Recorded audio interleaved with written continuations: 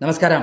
ഏറ്റവും പുതിയ വാർത്ത വന്നിരിക്കുന്നത് പിണങ്ങാണ്ടി ദൈവത്തിന്റെ മകൾ വീണ വിജയനെതിരെ മാത്രമല്ല, സ്വന്തം പിതാവ് തട്ടിപ്പ് വീരൻ, മാഫിയ തലവൻ, കൊള്ളക്കാരൻ പിണറായി വിജയനെതിരെയും എൻഫോഴ്സ്മെന്റ് കേസെടുത്ത് നടപടികൾ ആരംഭിക്കാൻ പോകുന്നു എന്നുള്ള വിവരമാണ്. ഡൽഹിയിൽ നിന്ന് കിട്ടിയ വിവരപ്രകാരം SFIO അന്വേഷണത്തിന്റെ ഭാഗമായി തുടങ്ങിയ കേസിൽ പിണറായി വിജയന്റെ മകളെ ഒന്നാം പ്രതിയാക്കിക്കൊണ്ട് കേസ് എറണാകുളം ACGM എൻഫോഴ്സ്മെന്റ് കോടതിയിൽ ഫയൽ ചെയ്തിരുന്നു. ആ ഫയൽ ചെയ്ത കേസിൽ 2.7 കോടി രൂപയാണ് പിണറായി വിജയന്റെ മകൾ എക്സാലോജിക് എന്ന് പറയുന്ന ഷെൽ കമ്പനി ഉപയോഗിച്ച് CMRL എന്ന് പറയുന്ന കരിമണൽ കാർത്തയുടെ കമ്പനിയിൽ നിന്നും യാതൊരു സർവീസും ഇല്ലാതെ കൈപ്പറ്റിയത്. ഇത് കുടുക്കിയത് സത്യത്തിൽ ജോമി തോമസ് എന്ന് പറയുന്ന മലയാള മനോരമയുടെ ഡൽഹി ബ്യൂറോ ചീഫാണ്. അദ്ദേഹമാണ് 2020 ആദായ നികുതി സെറ്റിൽമെന്റ് ബോർഡിന്റെ CMRLുമായിട്ടുള്ള കേസിന്റെ വിവരങ്ങൾ പുറത്തുവിട്ടത്. അതിൽ വന്ന വിവരങ്ങൾ പ്രകാരം ഇത് 2020 BJPക്ക് അറിയാമായിരുന്നു. അമ്മേ എൻഫോഴ്സ്മെന്റ് റെഡിയായിരുന്നു. എന്നാൽ BJPയിലെ ഉന്നത ബന്ധങ്ങൾ ഉപയോഗിച്ചും പിണറായി വിജയൻ ഇവിടുത്തെ നേതാക്കന്മാരെക്കാളും ഡൽഹിയിൽ നല്ല ഹോൾഡ് ഉള്ളതുകൊണ്ടും യൂസഫ് അലിയുമായുള്ള ബന്ധമുള്ളതുകൊണ്ടും യൂസഫ് അലി വഴിയും അതേപോലെ K. സുരേന്ദ്രൻ, V. മുരളീധരൻ വഴിയും അവിടെ കേസ് സെറ്റിൽ ചെയ്തു. ആരും അറിഞ്ഞിരുന്നില്ല. എന്നാൽ ജോമി തോമസ് ഈ വാർത്ത പുറത്തു കൊണ്ടുവന്നതോടെ കേരള രാഷ്ട്രീയത്തിൽ വലിയ ഭൂകമ്പമുണ്ടായി. അങ്ങനെയാണ് ആ സന്ദർഭത്തിലാണ് നമ്മുടെ ഷോൺ ജോർജ് തൻ്റെ പിതാവ് PC ജോർജിനെ അന്യായമായി കള്ളക്കേസിൽ കുടുക്കി ഒരു കൂട്ടം ബറ്റാലിയൻ പോലീസ് വന്ന് വീട് വളഞ്ഞ് അറസ്റ്റ് ചെയ്ത് കൊണ്ടുപോയ കാര്യം നേരിട്ട് ബോധ്യപ്പെടുകയും ഇനി കാത്തിരുന്നൊരു കാര്യമില്ല, പിണറായിക്കെതിരെ പണി കൊടുത്തേ പറ്റുകയുള്ളൂ എന്ന് മനസ്സിലാക്കി ഈ പറയുന്ന കരിമണൽ കർത്തയുടെ ഈ കേസുമായി ബന്ധപ്പെട്ട രേഖകളെല്ലാം പഠിക്കുകയും SFIOs, അതായത് സീരിയസ് ഫ്രോഡ് ഇൻവെസ്റ്റിഗേഷൻ എന്ന് പറയുന്ന കേന്ദ്ര മന്ത്രാലയത്തിന് കീഴിലുള്ള വകുപ്പ് ഉപയോഗിച്ച് കേസ് കൊടുത്താൽ പിണറായി വിജയന്റെ മകൾ കുടുങ്ങുമെന്ന് മനസ്സിലാക്കുന്നത്. സഹാറയുടെ ഉടമ ഇതേ SFIO ആണ് അന്വേഷിച്ച് അകത്താക്കുകയും അയാളെ സാമ്രാജ്യമെല്ലാം തകർന്ന് തരിപ്പണമായി. നമുക്കറിയാം, സഹാറ എന്ന് പറയുന്ന ഫ്ലൈറ്റ് അടക്കം ഉണ്ടായിരുന്നു. അത്രയും വളർന്ന് പന്തലിച്ച ഒരാളെയാണ് എൻഫോഴ്സ്മെന്റ് ഈ SFIO എന്ന് പറയുന്ന സീരിയസ് ഫ്രോഡ് ഇൻവെസ്റ്റിഗേഷൻ വഴി പൂട്ടിയത്. ഇതേപോലെ തന്നെയാണ് വീണ വിജയന്റെ എക്സാലോജിക് എന്ന കമ്പനി അവർക്ക് ചെയ്യേണ്ട ബിസിനസ് അല്ല അവർ ചെയ്തിരിക്കുന്നത്. അന്യായമായി കരിമണൽ കർത്തയുടെ കമ്പനിയിൽ നിന്ന് 2.7 കോടി രൂപ കൈപ്പറ്റി എന്നുള്ളത് കൃത്യമായി കണ്ടെത്തിയത്. അതായത് 1.72 ആദ്യം കണ്ടെത്തിയെങ്കിൽ പിന്നീട് അത് 2.7 ആയി. ആദ്യം 135 കോടിയുടെ പണ ഇടപാടാണ് കണ്ടെത്തിയെങ്കിൽ പിന്നീട് 182 കോടിയായി. ഈ 182 കോടിയിൽ 182 കോടിയിൽ 125 കോടിയും കൈപ്പറ്റിയുള്ള പിണറായി വിജയനാണ്. അല്ല, 25 കോടി ആദ്യം കൈപ്പറ്റിയിട്ടുള്ളത് നമ്മളെ EP ജയരാജനാണ്. EP ജയരാജൻ 25 കോടി എങ്ങനെ വാങ്ങിയെന്നറിയാമോ? EP ജയരാജൻ കരിമണൽ കർത്തയെ പറഞ്ഞു മനസ്സിലാക്കി, ഞാനാണ് ഇപ്പോഴത്തെ മുഖ്യമന്ത്രി, പിണറായി വിജയൻ അമേരിക്കയ്ക്ക് ചികിത്സയ്ക്ക് പോവുകയാണ്, ഇനി വരില്ല, ഞാനായിരിക്കും ഇനി അടുത്ത മുഖ്യമന്ത്രി എന്ന് പറഞ്ഞ് വിശ്വസിപ്പിക്കുകയും ചികിത്സയ്ക്ക് അവിടേക്ക് കുറച്ച് പൈസ വേണം, ഒരു 25 കോടി രൂപ മതി എന്ന് പറഞ്ഞപ്പോൾ ഇനി തുടർന്ന് കരിമണൽ കിട്ടേണ്ട കാര്യങ്ങൾക്ക് ഇങ്ങനെയല്ലാതെ കിട്ടില്ല എന്ന് മനസ്സിലാക്കി ബ്ലാക്ക് മെയിലിന് വിധേയമായി 25 കോടിയെ അദ്ദേഹം കൊടുത്തു. പിന്നീട് പിണറായി വിജയൻ വന്നപ്പോൾ നേരെ കരിമണൽ കർത്ത വിളിച്ചു പറഞ്ഞു, ഞാൻ കൊടുക്കേണ്ടത് കൊടുത്തിട്ടുണ്ട് കേട്ടോ, 25 കോടി പറഞ്ഞ പ്രകാരം എത്തിച്ചിട്ടുണ്ട് പറഞ്ഞപ്പോഴാണ് പിണറായി വിജയൻ ഞെട്ടുന്നത്. അപ്പോഴാണ് അറിയുന്നത് ഇനി പിണറായി വിജയൻ വരില്ല എന്ന് പറയുന്ന കാര്യം EP ജയരാജൻ പറഞ്ഞു എന്നുള്ള കാര്യം. അതായത് പിണറായി വിജയൻ ചത്തുപോകുമെന്നാണ് EP ജയരാജൻ പറഞ്ഞതിനർത്ഥം. പിന്നെയാണ് ഈ പിണറായി വിജയൻ എന്ന കൗശലക്കാരൻ 2 കാര്യങ്ങൾ ചെയ്തു. ഒന്ന്, EP ജയരാജനെ വെട്ടിമാറ്റി മന്ത്രിസ്ഥാനം നിന്ന് തെറിപ്പിച്ചു, അതായത് MLA സ്ഥാനം പോലും കൊടുത്തില്ല. രണ്ടാമത്തെ ചെയ്തെന്താ, അദ്ദേഹം EP ജയരാജന്റെ വൈദേഹം റിസോർട്ടുമായുള്ള കാര്യങ്ങൾ കുത്തിപ്പൊക്കുകയും പ്രശ്നമുണ്ടാക്കുകയും ചെയ്തു. ഇപ്പുറത്താകട്ടെ EP ജയരാജന് സീറ്റ് കൊടുത്തില്ല. മറ്റൊരു കാര്യം ചെയ്തു, അദ്ദേഹം ഈ പറയുന്ന കരിമണൽ കർത്തയ്ക്ക് ആവശ്യമുള്ള കരിമണൽ എന്താണ്, എങ്ങനെ എന്തൊക്കെ വിധത്തിൽ പൈസ ഉണ്ടാക്കാം പഠിച്ചപ്പോൾ യുറേനിയം അടക്കമുള്ള കോടാനുകോടി രൂപ വില കിട്ടുന്ന സാധനങ്ങൾ ഇത് വിദേശത്തേക്ക് കയറ്റി കൊടുത്താൽ കോടിക്കണക്കിന് രൂപ കിട്ടുമെന്ന് മനസ്സിലാക്കി. ഇൽമിനേറ്റ് ആണ് ഇവിടെ വേണ്ടത്, ആർക്ക്, നമ്മളെ കർത്തയ്ക്ക് വേണ്ടത്. എന്നാൽ അസംസ്കൃത വസ്തുവായി വരേണ്ട ഇപ്പുറത്ത് യുറേനിയം അടക്കമുള്ള ആറ്റം ബോംബ്, അണുബോംബൊക്കെ ഉണ്ടാക്കാൻ പറ്റുന്ന സാധനങ്ങളടക്കം ഇതിനകത്തുണ്ട്. ആ സാധനങ്ങളടക്കം കരിമണയിൽ കിട്ടുമെന്ന് ആറാട്ടുപുഴയിൽ നിന്നും ആ സെമി പ്രദേശം കിട്ടുമെന്ന് മനസ്സിലാക്കി അവിടെ അതുമായി ബന്ധപ്പെട്ട കാര്യങ്ങളിൽ ഏർപ്പെട്ടു. ആദ്യഘട്ടങ്ങളിൽ വലിയ എമൗണ്ടിനൊന്നും പോയില്ല, അത്രയും വിവരമുള്ളായിരുന്നു ആ കാലഘട്ടത്തിൽ.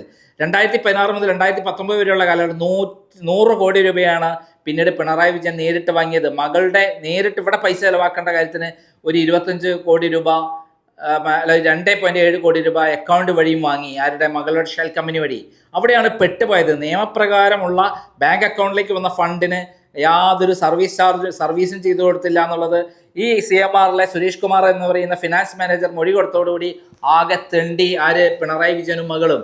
പിന്നീടാണ് അന്വേഷണത്തിൽ നിന്ന് 135 കോടിയല്ല 182 കോടി രൂപ കൈപ്പറ്റിയിട്ടുണ്ട്. അതിൽ 100 കോടി രൂപ പിണറായി വിജയൻ തന്നെ കൈപ്പറ്റിയതാണ്. പിന്നീട് നമുക്കറിയാം രമേശ് ചെന്നിത്തല, കുഞ്ഞാലിക്കുട്ടി, അതുപോലെ ഉമ്മൻചാണ്ടി തുടങ്ങിയ ആളുകൾ പണം കൈപ്പറ്റിയിട്ടുണ്ട്. പക്ഷെ അവരെല്ലാം കൃത്യമായി പറഞ്ഞിട്ടുണ്ട്, ഞങ്ങൾ പണം പറ്റിയിട്ടുണ്ട്, ഇത് ഞങ്ങൾക്ക് പാർട്ടിയിലേക്ക് തന്ന ഫണ്ടാണ്, ഞങ്ങൾ അക്കൗണ്ടബിൾ ആണ്, അത് ഞങ്ങൾ ഒളിച്ചും പതുങ്ങിയൊന്നും ചെയ്തില്ല, ഇലക്ഷൻ സമയത്ത് ഞങ്ങൾക്ക് എല്ലാവരും തരുന്ന മാതിരി ഞങ്ങൾക്ക് അവരും തന്നിട്ടുണ്ട്, അത് പച്ചയായി അവർ പറഞ്ഞിട്ടുണ്ട്. എന്നാൽ പിണറായി വിജയൻ എന്ന PV എന്ന ആള് പറഞ്ഞ സ്വന്തം തന്തയ്ക്ക് ജനിച്ചിട്ടില്ല എന്ന് പറയുന്ന പോലെ, എൻ്റെ തന്തയല്ല ഇത് എന്ന് പറയുന്ന പോലെ, അതായത് വീണ ജോർജിന്റെ തന്തയല്ല PV എന്ന് പറയുന്ന പോലെ, കേരളത്തിന്റെ അധികാരത്തിലിരിക്കുന്ന മുഖ്യമന്ത്രി എന്ന് പറയുന്ന പദവിയിലിരിക്കുന്ന ഏറ്റവും പ്രധാനപ്പെട്ട ആളായതുകൊണ്ടാണ് ഈ പറയുന്ന 2.7 കോടി രൂപ കൊടുത്തതെന്നാണ് ഈ പറയുന്ന ആദായ നികുതി സെറ്റിൽമെന്റ് ബോർഡിന്റെ കേസിലുള്ളത്.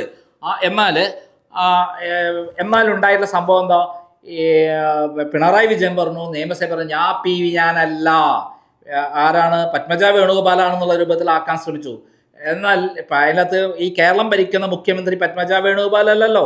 ഇപ്പോൾ കൃത്യമായി പിണറായി വിജയന്റെ പേരിൽ 125 കോടി രൂപ, അതായത് EP ജയരാജൻ അടക്കം വാങ്ങിക്കൊണ്ട പൈസയുടെ ഉത്തരവാദിത്വം വന്നിരിക്കുകയാണ്. എൻഫോഴ്സ്മെന്റ് അദ്ദേഹത്തെയും മകളെയും അടക്കം കേസിൽ പ്രതിയാക്കിക്കൊണ്ട് ഇമ്മീഡിയറ്റ് വരിഞ്ഞു മുറുക്കാനുള്ള പരിപാടി ആരംഭിച്ചിരിക്കുന്നു. രാജീവ് ചന്ദ്രശേഖർ കേരളത്തിന്റെ BJP പ്രസിഡന്റായ ശേഷം, ഷോൺ ജോർജ് അദ്ദേഹത്തിന്റെ വലങ്കൈയായ ശേഷം കേരളത്തിൽ ഭരണം പിടിച്ചെടുക്കണമെങ്കിൽ പിണറായി വിജയനെയും അതേപോലെ കൂട്ടാളികളെയും അകത്താക്കുക. ആ അകത്താക്കി കഴിഞ്ഞാൽ പാർട്ടിയിൽ നിന്ന് ഒഴുക്ക് BJPയിലേക്ക് ഉണ്ടാകും. BJP അണികൾ പോലും അസംതൃപ്തരാണ് പിണറായി വിജയൻ ഇങ്ങനെ ആസനം താങ്ങിക്കൊണ്ട് K സുരേന്ദ്രൻ, V മുരളീധരനെ പോലുള്ള നേതാക്കന്മാർ നടക്കുന്നത്. അങ്ങനെ കേരളത്തിൽ പണം ഉണ്ടാക്കാൻ വേണ്ടി നിൽക്കുന്ന നേതാക്കന്മാരേ ഉള്ളൂ, പാർട്ടി വളർത്താനുള്ള നേതാക്കന്മാരില്ല എന്ന് മനസ്സിലാക്കിക്കൊണ്ട് ആണ് അണികൾ ഇതുവരെ വോട്ട് ചെയ്ത് ജയിപ്പിക്കാനൊന്നും പോവാത്തത്, കോൺഗ്രസിനെ ജയിപ്പിക്കുന്നത്. എന്നാൽ ഇപ്പോൾ ഷോൺ ജോർജ് വ്യക്തമായ ഒരു സ്റ്റഡി ക്ലാസ് കൊടുക്കുകയും മാർഗനിർദ്ദേശം കൊടുക്കുകയും ചെയ്തതോടെ രാജീവ് ചന്ദ്രശേഖരൻ ഡൽഹിയിൽ പോവുകയും പ്രധാനമന്ത്രിയെ അടക്കം, അമിത്ഷായെ അടക്കം, നദ്ദയെ അടക്കം, നിർമ്മല സീതാരാമനെ അടക്കം കണ്ട് കാര്യങ്ങൾ ബോധിപ്പിച്ച ഉടനെ തന്നെ SFIO കേസ് ഫയൽ ചെയ്തു. ഇപ്പോൾ ഡൽഹിയിൽ ആ കേസിൽ CMRL കൊടുത്ത കേസിൽ ഇന്ന് വിധി വരികയാണ്. അത് വളരെ നിർണായകമാണ്. ആ വിധി വന്നാൽ, അനുകൂലമായി വന്നാൽ, അതായത് SFIOയ്ക്ക് അനുകൂലമായി വന്നാൽ അപ്പോൾ തന്നെ അവർ എൻഫോഴ്സ്മെന്റ് കേസെടുക്കും, പിണറായി വിജയനെയും മകളെയും വരിഞ്ഞു മുറുക്കും. അതിൽ നിന്ന് രക്ഷപ്പെടാൻ യാതൊരു തരത്തിലും കഴിയില്ല. അത്രയും നീരാളിപ്പിടുത്തത്തിലേക്കാണ് പിണറായി വിജയനും മകളും പോകുന്നത്. മാത്രമല്ല ഭാര്യയും കുടുങ്ങും. മകൻ അവിടെ ഉള്ളത് നമുക്കറിയാം, അവിടെ സംരക്ഷിക്കുന്നത് പിണറായി വിജയന്റെ കള്ളപ്പണത്തിന്റെ ചുമതലക്കാരൻ പിണറായി വിജയന്റെ മകനുണ്ട്, മകൾക്കുമുണ്ട് വിദേശത്ത് അക്കൗണ്ടുകൾ. ഏറ്റവും രസകരമായ കാര്യം, അബുദാബി ബാങ്കിലേക്ക് വന്നത് ആരുടെ അക്കൗണ്ടിലേക്കാണ്? വീണ വിജയന്റെയും അതേപോലെ മുൻ ഭർത്താവിന്റെ കിരണിന്റെയും അക്കൗണ്ടിലേക്കാണ് പണം വന്നിട്ടുള്ളത്.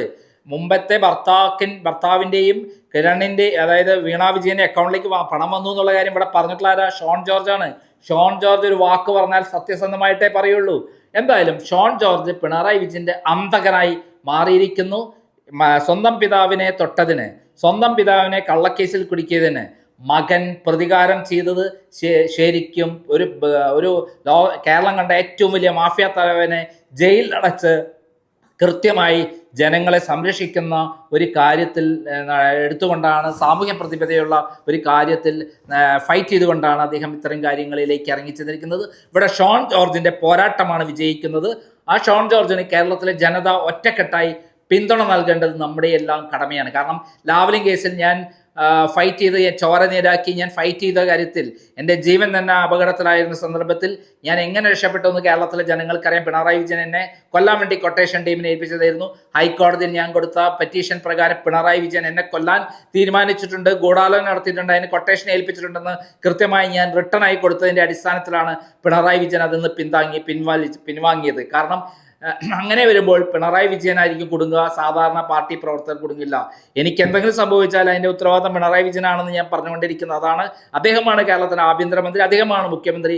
അതുകൊണ്ട് പിണറായി വിജയ അതേപോലെ ഷോൺ ജോർജിന് എന്തെങ്കിലും പറ്റിയാൽ അതിന് പരിപൂർണ്ണ ഉത്തരവാദിത്തം പിണറായി വിജയനായിരിക്കും എന്നുകൂടി ഞാൻ ഓർമ്മിക്കുകയാണ്. നന്ദി, നമസ്കാരം.